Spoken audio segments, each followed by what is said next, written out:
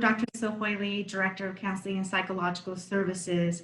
Gosh, this is different, huh? Yeah.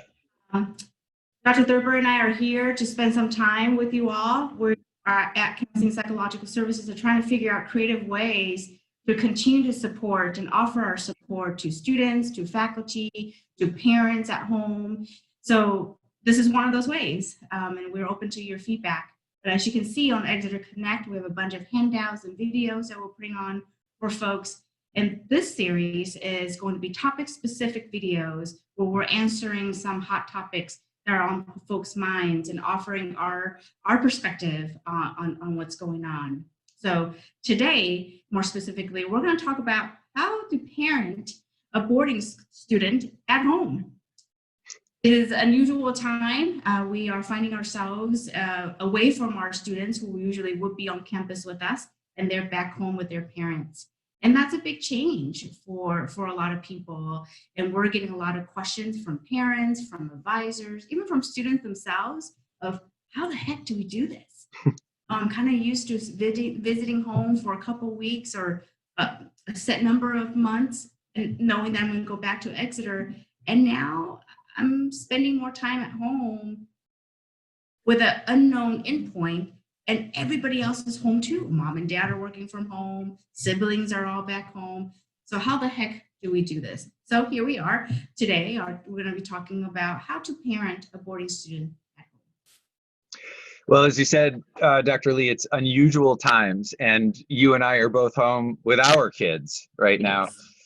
Yours are a tad younger. Mine are actually, they would be at Exeter. They're currently a 10th grader and a 12th grader, but nobody's on campus. And the biggest change for everyone is for boarders, when they were home before, they weren't doing academic work. So once becoming a boarder, all of their schoolwork was happening at school. And that meant that the faculty and staff here at Exeter were the ones primarily keeping track of, have you done your assignments?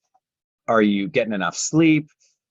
Have you gotten up and gotten to class? How many excused and unexcused absences do you have? And of course, parents are partners in that, even when school is running as normal, right? And families have all different kinds of compositions. There might be one primary caregiver, there might be two, you might have two moms, two dads, mom and a dad, doesn't matter. It's new to everyone. And so I think that the very first step for everyone to take, but now I guess we're speaking primarily to the caregivers and the faculty and staff who are part of the Exeter community, who may be talking with those caregivers and offering them some advice, lead with empathy. This is a pressurized situation for families, and everyone thinks they want a longer vacation and thinks that, you know, school is really crummy when it's happening, but all of a sudden school's looking pretty sweet and vacation's gone on way too long. And that is, you know, a big shift. It's a tectonic shift in the family system. So when we talk about leading with empathy, I think the most important thing is to remember that empathy is not agreement.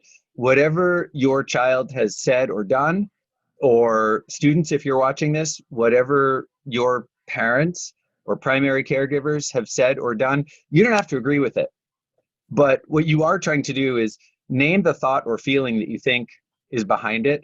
So just saying like, wow, this is really different, or I know how frustrating this is, or could be something positive, right? You can empathize with positive things as well. This is fantastic, or this is amazing. This is unusual. This is confusing. This is uncharted territory. This is really hard. This is, you know, super challenging. When you're able to name the thought or feeling, just making the other person feel like not judged and understood is really, really good. And in the workshops that you and I and our colleagues have done, that some of the people watching this recording will remember, we've said, if you want to know whether you've just provided an empathic statement, see if you can replay the tape in your head and identify whether there's an adjective in there. that describes a thought or a feeling, like happy, sad, frustrated, angry, whatever it is. Um, we just have a tendency to problem solve immediately, like, well, don't do that, do this, or you know what you need to do, you need to get up earlier, or you need to stop doing this, or this is what I want you to do, or put that away. Very directive. And parents, just like the faculty and staff, they're a very experienced bunch. They have lots of advice to offer students. Sometimes students want it, sometimes they don't. But rather than offer advice or problem solving, just try identifying what the thought or feeling you think the other person is experiencing. And to add to that, be ready for feelings to change on a day-to-day, week-to-week. This is a really tough time, and our emotions are all over the place. And so if you are taking Dr. Thurber's advice and offering empathy on Monday, and the feeling that's being empathized is sadness, and on Friday, that feeling, your child's now expressing a different feeling, don't say, well, on Monday you told me you felt this way. No. Just focus on what they're feeling at that present moment, because boy, our feelings are all over the place, are going to be changing, and it will continue to change as this pandemic evolves. The other thing we want to talk about is parent. It is okay to parent your child now that they are home for extended period of time. It is okay to set boundaries and expectations at home. And I think it's important to renegotiate some of those boundaries and expectations now that folks are home for extended period of time.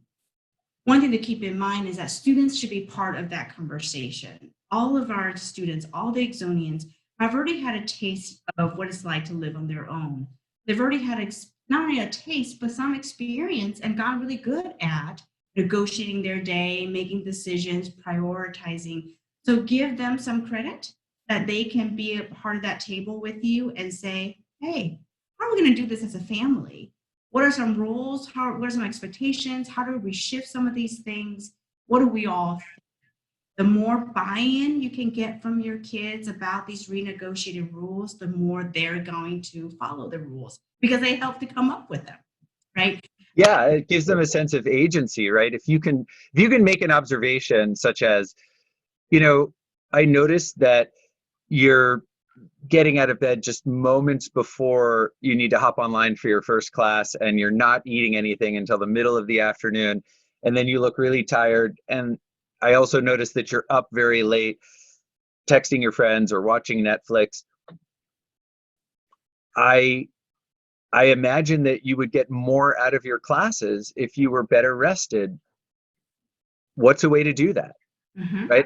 And it's just as Dr. Lee is saying, give your child the credit for having become quite self-reliant here at Exeter, and now challenge them to adopt some of that self-reliance and maturity while they're home. But the key message here is, there aren't faculty or staff there to put them on restrictions or dole out some kind of consequence. That is now your purview. And again, it's a big change because for many of you, you were with your child only during vacations, which is more celebratory and doesn't have the academic responsibilities. So we understand as clinicians, wow, the whole playing field is altered for families. And it's a major, major adjustment. If you found yourself really frustrated, you're in good company.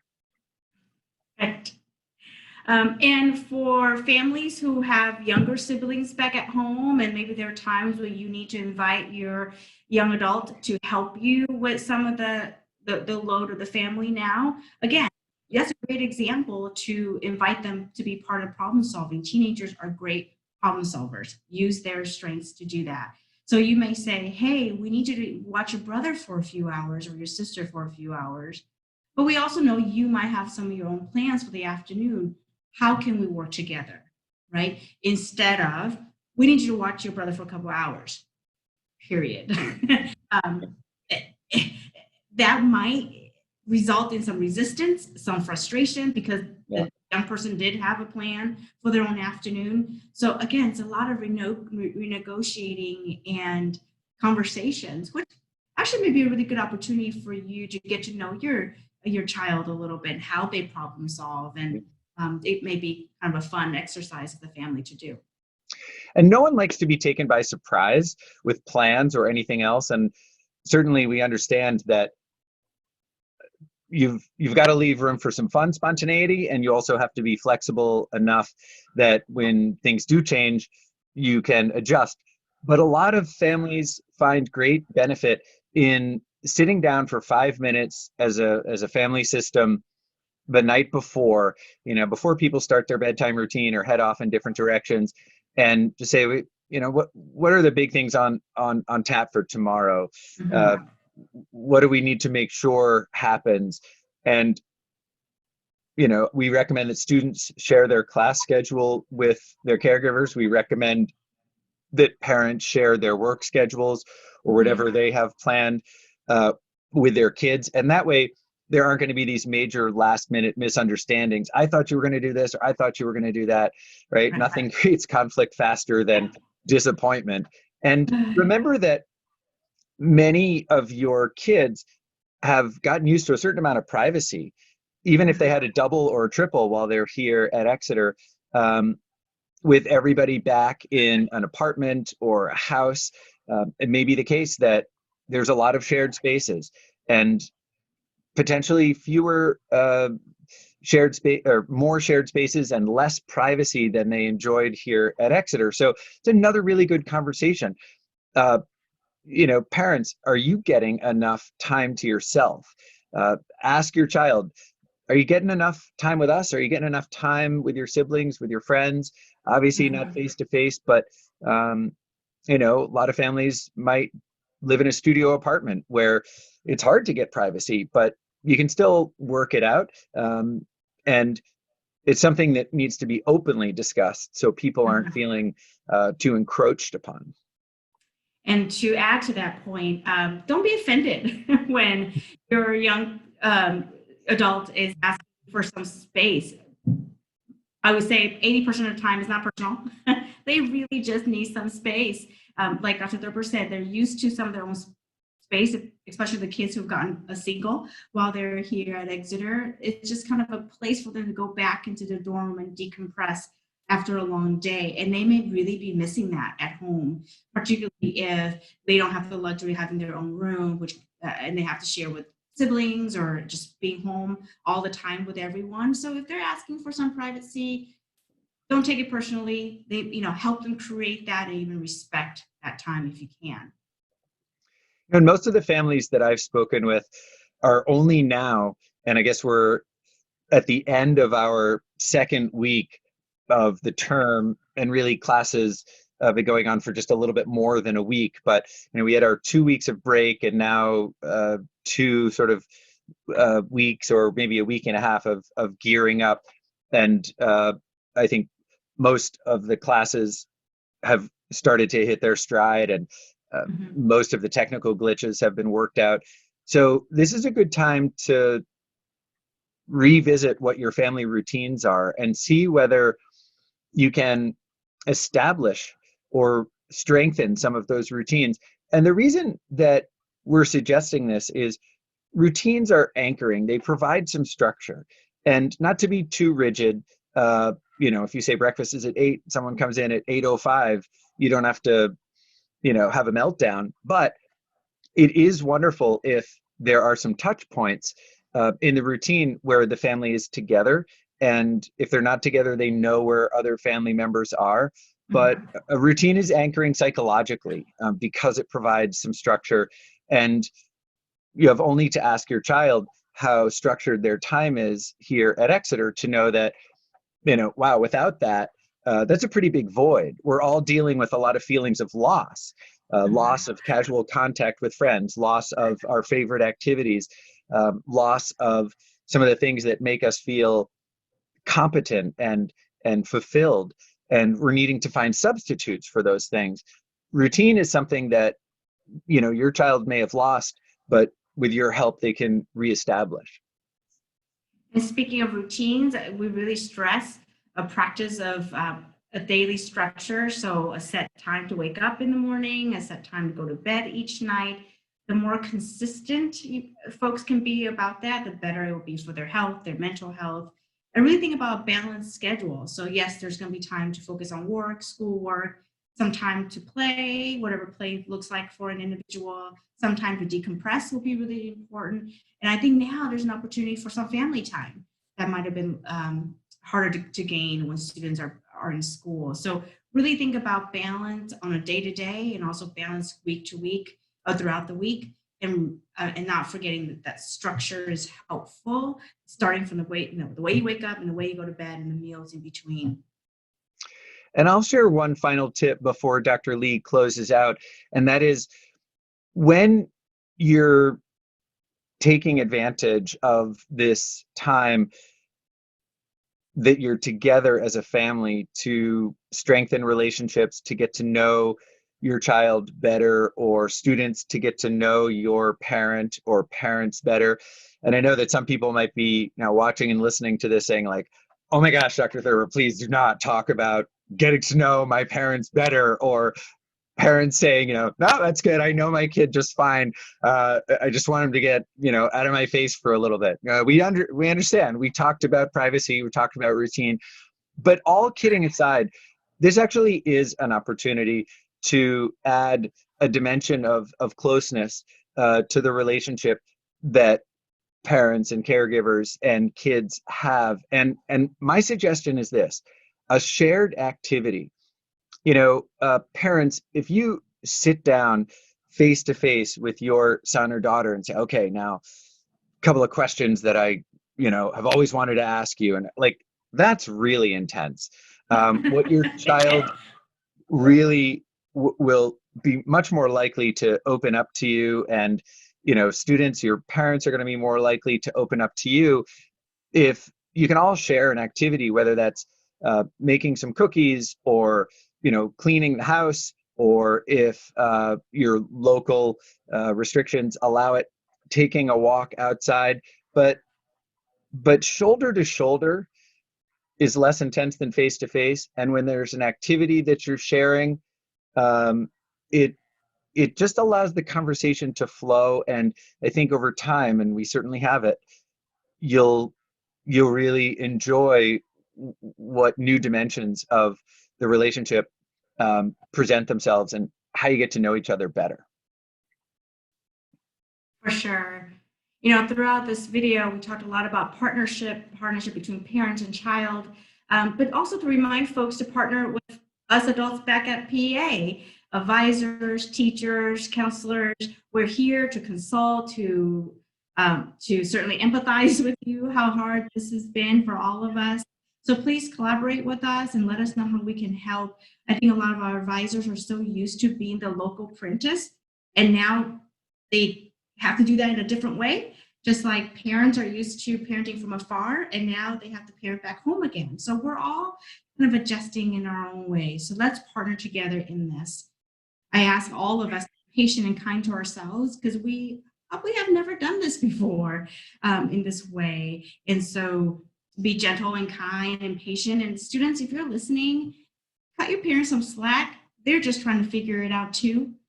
So they may not get it right the first time or even the second time.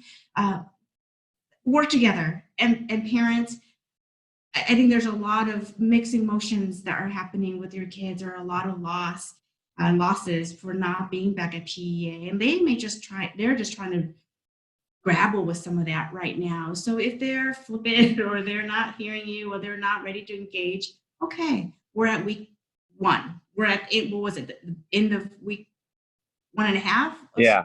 Right? We're just getting started and getting to our groove. So let's be patient, and we will get through this. And what's interesting is all the kids at Exeter and all of you parents, we're going to remember this time. And I think one thing to remind ourselves is when we look back at this time, how do we want to be able to remember it? Mm.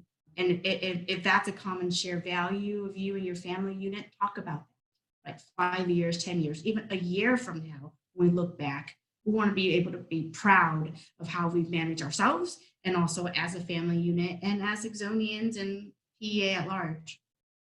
It's great advice and a great mindset.